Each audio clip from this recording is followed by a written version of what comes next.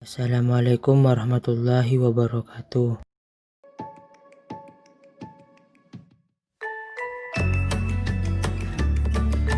Materi pertama yaitu Dr. Andes Insinyur Muhammad Asmi DSS, Revolusi Industri 4.0. 1. Terjadi sejak tahun 1750-an, terus berkembang secara vertikal dan horizontal, saling melengkapi, kompleks dalam perakitan dan sederhana dalam penggunaan.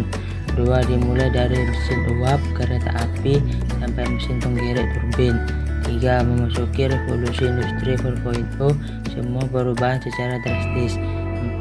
Tren otomatisasi, pertukaran data terkini, komputasi awan, Internet of Things, kecerdasan buatan atau vertical intelligence, dan semua hal virtual yang mampu memudahkan kegiatan operasional hampir semua hal.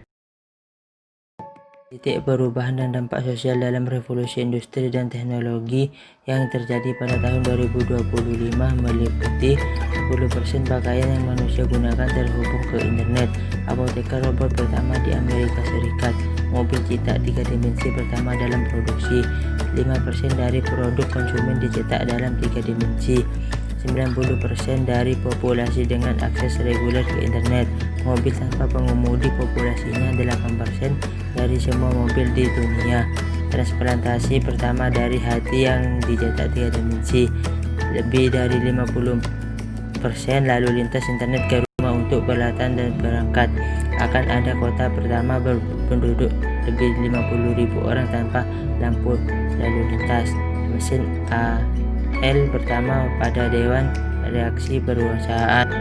Materi kedua yaitu disampaikan oleh Profesor Dr. Andes Insinyur Gembong Priyatmo. Smart Farming 4.0 dan solusi dalam regenerasi pertanian menuju kedaulatan pangan. Menyongsong dan menghadapi era demografi di mana generasi non-produksi lebih besar dari jumlah produktif, sementara kondisi petani di Indonesia semakin terpuruk dan program pemerintah untuk kedaulatan pangan sulit untuk dicapai karena diakibatkan oleh berbagai masalah. Untuk menyukseskan program kedaulatan pangan, pemerintah penting sekali melakukan program berikut ini. Yang pertama, program perbaikan penyuburan tanah dengan manajemen yang baik. Yang kedua, optimalisasi gen lokal. Yang ketiga, pemanfaatan lahan tidur yang sudah dikuasai maupun yang belum. Yang keempat, perubahan politik dan kebijaksanaan peraturan perundangan pertanian lebih mendukung pertanian atau pelaku di bidang pertanian seperti pelaku peternakan, perikanan, perkebunan, dan hortikultura. Manajemen pengolahan lahan. 1. Pengolahan lahan dibajak dicangkut untuk merubah struktur tanah atau jenis tanahnya, struktur atau susunan tanah, kontur atau tinggi rendahnya lahan. 2. Sanitasi, pemberantasan hama penyakit tanah dengan menggunakan 3 agen hayati, antara lain Trichoderma, Bioveria, Metarhizium.